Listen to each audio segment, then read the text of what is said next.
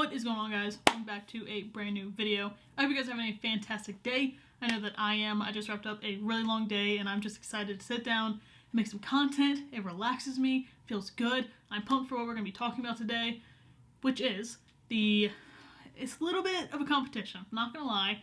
And I feel like a lot of people feel the same way, like this is a massive competition in the photography world. It is the 85mm versus the Nifty 50. Now, I'm primarily going to be talking about competition-wise as in portraits.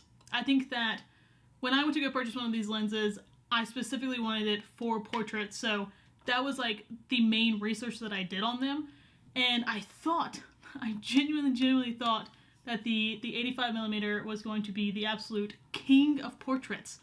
I was sadly mistaken, but don't get me wrong, it is still a fantastic lens, has a super good bokeh on it, but it's just a little bit too much. Like I feel the compression in this lens is just too much, as in it looks like it's trying too hard. Like I feel like that's the best way to describe this lens. Is it looks super good, don't get me wrong, like I said, for other things. I just don't think this is the portrait king that a lot of people set it out to be.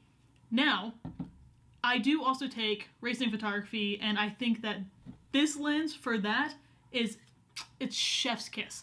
That's when I want that bokeh, when I want to isolate a car and I can blur out everything else and I can just get that car in frame flying past me. It's butter. Like it's smooth, it's good, it makes me feel good, I feel the photo, and that's when I use the 85mm. And like I said, when I originally bought it, I was going to use it primarily for headshots. I do graduation pictures, weddings, things of all those natures that a lot of professionals rely on the 85mm to do those kind of shoots with. And I was like so pumped when I bought it. I was like, I'm a professional now, I have the tools, I have everything that I need. And I was mistaken. And now this lens, I did buy it used, and it is an older model. It ran me, I want to say $400. Like that sounds like the number that I paid for this, which I think is a very fair price. I have other lenses that are extremely expensive, and I actually use this one more when it comes to, like I said, that racing photography over the ones that I bought specifically for the racing photography. This one outshines all of them, and it was the cheapest out of all of them. So I do have love for the 85mm, but I feel like a lot of people buy it for portraits, and I just don't think that's what it's made for. You can be the judge of that. But when it comes to the Nifty 50, I think it just reigns supreme. Like it's just, the bokeh, you can get it as good as you want it to be. Like it's just like a perfect bokeh background, or you can even open up that aperture and it still has that crisp, sharp background that I want, even with like I said, a more open aperture range. But let me tell y'all something. This lens, $125. This is my main shooter. I shoot with this lens on almost every single session that I go on. I do tons of graduation portraits, and this thing does not leave my camera body. Unless I'm doing like a super wide angle that obviously I don't need a 50mm for. This is my main driver. And like I said, $125 for being my main driver is ridiculously good. I am absolutely in love with the 50mm. I think it's super affordable. I think everybody, no matter what kind of shoots you do, you need a 50mm. I think that it gets you, it starts you. You know, like if you want to go into portraits, this can get you into the portraits. If you want to do product photography, this can get you into product photography. There's just so much that you can do with the 50mm, and I think for that price range, you can get this model, which, no, it's not like, you know, I don't have an RF, but it's not an RF or, you know, like an EFS. Like, it's not like a huge, big, and bad lens. Like I said, I bought the cheaper version, but I don't think that money that I didn't spend lost quality on this lens. Like I was saying, is you can buy this used now, probably like $80. Like if I were to go sell this, I'd sell it for maybe $80, and it's in perfect condition. I'm not getting rid of this lens, I'm not selling it, but I'm just saying, like, I think that you can find a super cheap used lens like this that you could shoot daily things on.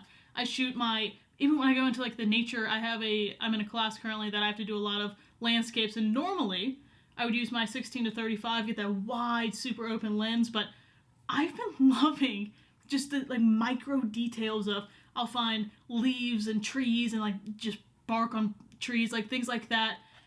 And I didn't think that I would use the Nifty 50 in the wilderness or on landscapes. I always, like I said, go to my wider lenses, and it has thoroughly shocked me. And I don't know if you can tell, but I love this little guy. It is my absolute favorite lens, I think, of all time. I do have a 24mm that I also thought was going to be kind of one of my daily shooters. I thought that I would really enjoy it, and to be completely honest, I've used it maybe once or twice. It wasn't really for me, and I'm glad I experimented with it. But these two right now, I have a holy trinity for you. I have my 85mm that, like I said, I do all of my racing photography with, which I do a lot of it. This is the season for it. And then I have my Nifty 50 that I do legitimately every page shoot that I go on. This is constantly on my camera body. And then I have what I'm shooting on right now, which is the 16-35, which is really only my YouTube camera. It's for my vlogs. It's for other really filmmaking content. I do work with some other brands that they prefer videos, and I always use my 16-35 because I love that I can change that range, and I thoroughly enjoy it. But out of the three, like I said, this one's $400. This is $125.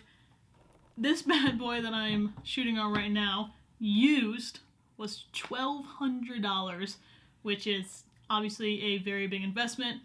And like I said, if I'm just starting out, my primary use for my camera is just going on shoots. I'm going the 50mm. Then, out of what I use the most, I would personally use the 16-35 more because I make YouTube videos. But if I was somebody that wanted to expand my sessions, such as I can offer more, I would get the 85mm, because I do think that this has a lot of good quality in it. It's just not really made for me when it comes to portraits. But like I said, other photography, you can get a huge bang for your buck out of this one. And then I would do something like the 16-35, where you have a different range of motion that you can kind of get into. But that, this video started out as the battle of the 85 and the 50, but this is truly my holy trinity right here. This is what I shoot on absolutely daily. These are my main drivers, and I couldn't live without them, to be honest. So those are my tools in my toolbox right now that I am just super pumped about. And I hope you guys enjoyed this video. If you did, smash the thumbs up button, hit the subscribe button, ring the bell so you get all my post notifications, and I will see you guys in the next one. Peace.